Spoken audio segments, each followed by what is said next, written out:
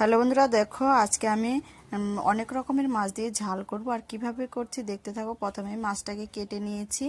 কেটে নেওয়ার পরে এই দেখুন মশলা দিয়েছি। এখানে কাঁচা লঙ্কা, রসুন, জিরে, আদা বাটা দিয়েছি। মশলাটা বেটে নিলাম। তারপরে দেখুন এখানে লবণ, স্বাদমতো লবণ, হলুদ আর একটু কয়েকটা পেঁয়াজ কুচি দিয়েছি। তারপরে দেখুন একটু শুকনো লঙ্কার গুঁড়ো মশলা দিয়েছি।